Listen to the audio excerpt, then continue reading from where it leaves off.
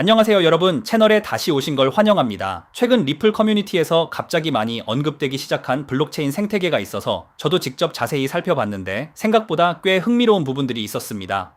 영상 시작 전에 간단히 말씀드리면 이 영상은 교육 및 정보 공유 목적의 콘텐츠이며 투자 조언은 아닙니다. 항상 충분히 직접 조사하고 신중하게 판단하시길 바랍니다. 그럼 바로 시작해 보겠습니다.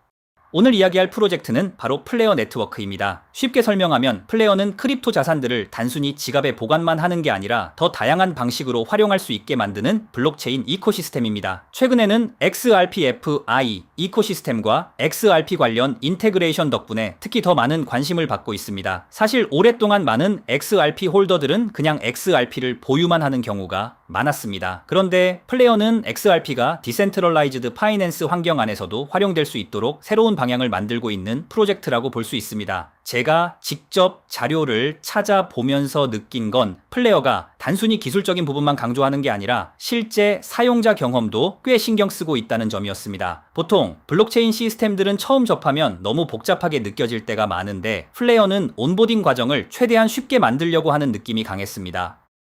최근 플레어와 함께 가장 많이 언급되는 키워드 중 하나가 바로 XRPFI입니다. 아주 간단하게 설명하면 XRP를 단순 보유 자산으로 두는 게 아니라 다양한 디센트럴라이즈드 시스템 안에서 활용할 수 있게 만드는 개념이라고 보면 됩니다. 요즘 크립토 시장에서는 자산을 그냥 보관만 하는 것보다 실제 활용성을 높이는 방향에 대한 관심이 커지고 있는데 플레어도 바로 그 부분에 집중하고 있는 것 같습니다. 그리고 제가 느끼기에 이게 많은 사람들의 관심을 끌었던 이유이기도 합니다. 너무 복잡한 블록체인 기술 설명보다는 내가 가지고 있는 XRP를 더 다양하게 활용할 수 있다는 메시지가 훨씬 직관적으로 다가오니까요. 특히 XRP 커뮤니티에서는 이런 부분에 대해 관심을 가지는 사람들이 점점 많아지고 있는 분위기였습니다.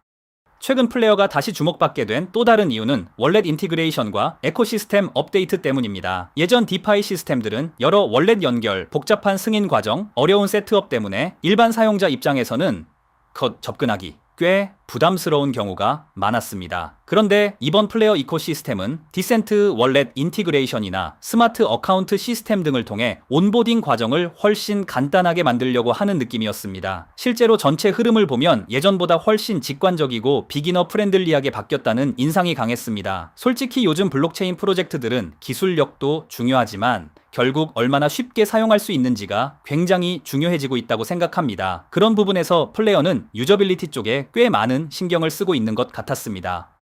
그리고 최근 플레어가 더 많이 언급되는 이유 중 하나가 바로 XRP 관련 볼트 캠페인 때문입니다. 최근 에코시스템 안에서 진행 중인 볼트 시스템과 리워드 캠페인 관련 이야기가 크립토 커뮤니티에서 꽤 많이 나오고 있었습니다. 전체적으로는 사용자들이 이코시스템을 직접 경험해보고 기능들을 탐색할 수 있도록 하는 방향의 이벤트 느낌이었습니다. 개인적으로는 이런 캠페인 방식이 프로젝트에 대한 관심을 높이는데 꽤 효과적이라고 생각합니다. 사람들이 자연스럽게 커리어시티를 가지게 되고 이코시스템 자체를 직접 확인해보게 되니까요. 다만 크립토 시장은 워낙 빠르게 움직이는 만큼 항상 충분히 공부하고 이해한 뒤에 접근하는 게 중요하다고 생각합니다. 단순 하이프만 보고 따라가는 건 언제나 조심할 필요가 있습니다. 개인적으로 플레어를 보면서 가장 흥미로웠던 부분은 하이프 자체보다는 실제 활용성에 대한 방향성이었습니다. 사실 많은 블록체인 프로젝트들이 기술적으로는 굉장히 뛰어나도 일반 사용자 입장에서는 너무 어렵고 복잡하게 느껴지는 경우가 많습니다. 그런데 플레어는 그런 진입장벽을 낮추고 온보딩 경험을 더 간단하게 만들려고 하는 부분이 꽤 인상적이었습니다. 앞으로 블록체인이 더 대중적으로 확장되려면 결국 유저빌리티와 액세서빌리티가 정말 중요해질 거라고 생각합니다. 물론 어떤 에코시스템이든 직접 충분히 조사하고 리스크를 이해하는 건 항상 중요하지만 왜 최근 들어 플레어에 대한 관심이 다시 커지고 있는지는 충분히 이해할 수 있었습니다.